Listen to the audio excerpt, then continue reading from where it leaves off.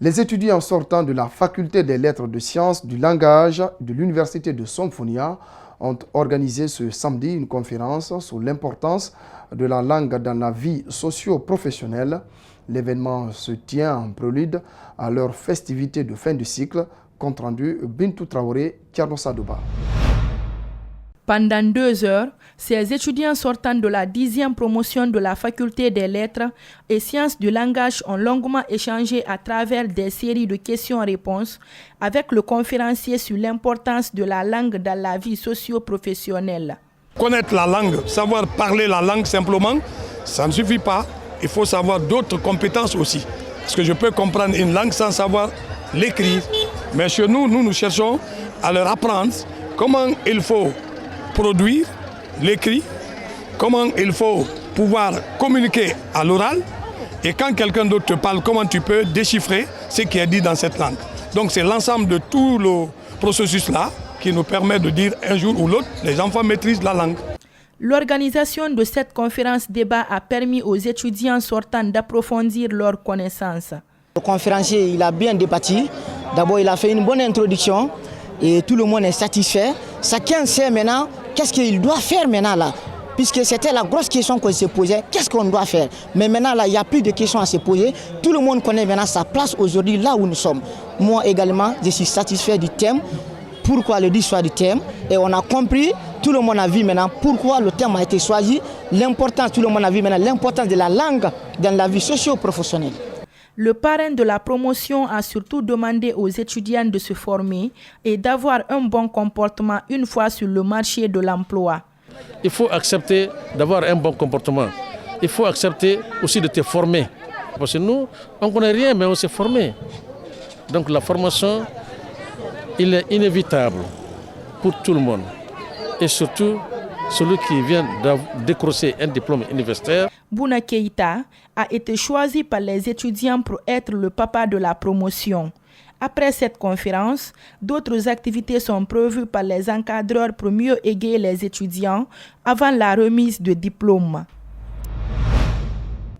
Décédée le lundi 10 juin des suites d'une maladie, la maman du Premier ministre, Hadianana Touré, a rejoint sa dernière demeure ce vendredi à Forikaria.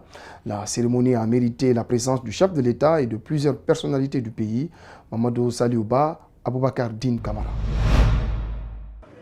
Ils sont venus de toute la Guinée pour un geste, pour un moment d'ultime communion.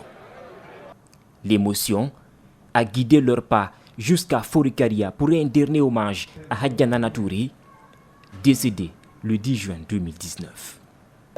Les mots me manquent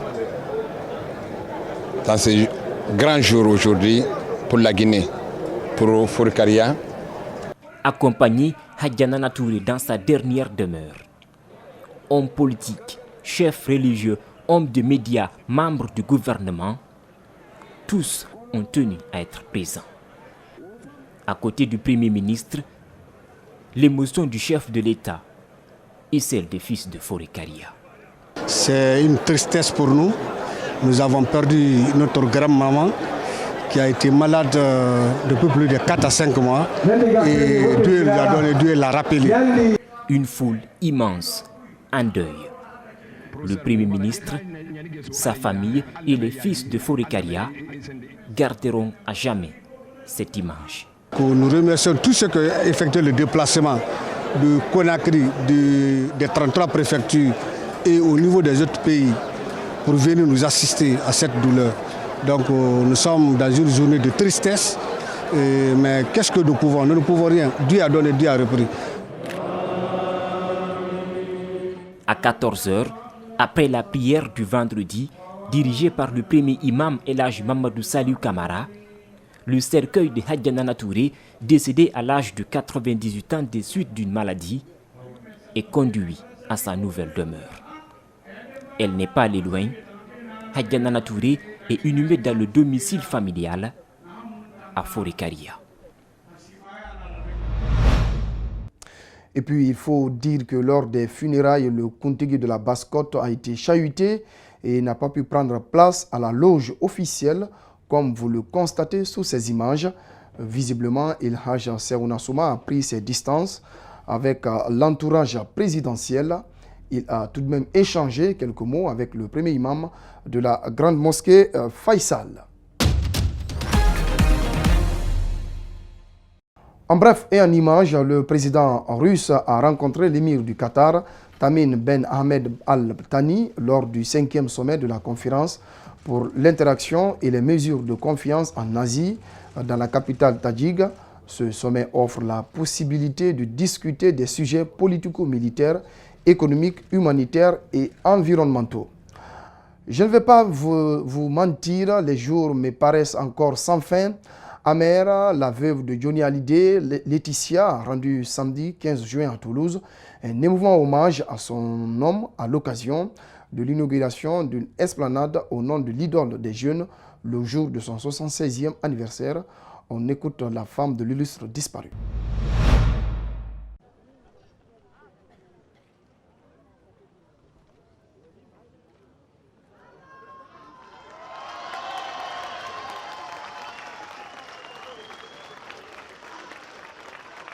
Joyeux anniversaire, Johnny. Joyeux anniversaire. Chaque jour qui passe est un jour sans mon homme, un jour sans toi, qui était la moitié de moi. Je ne vais pas te mentir, les jours me paraissent encore sans fin, amers. Si souvent, les nuits sont d'une solitude infinie et la maison reste désespérément vide sans toi.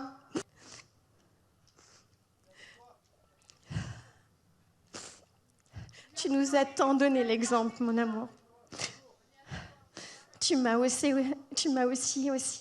laissé la tâche de faire vivre ton nom, ton œuvre dans le cœur des hommes. Ta voix et ta présence sont toujours là. Je te le promets. Ces deux responsabilités, je n'y dérogerai pas. Au nom de l'amour infini que nous nous sommes donné et que je ne cesserai jamais de te porter. Joyeux anniversaire, mon amour.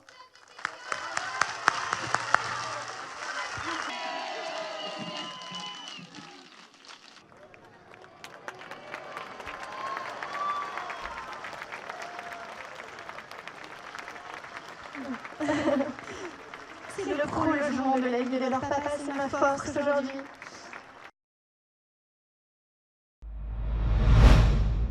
C'est la fin de ce journal. Merci de votre aimable attention. Rendez-vous sur notre site espacetvguinée.info pour revoir ce journal. À toutes et à tous, excellente soirée sur Espace TV.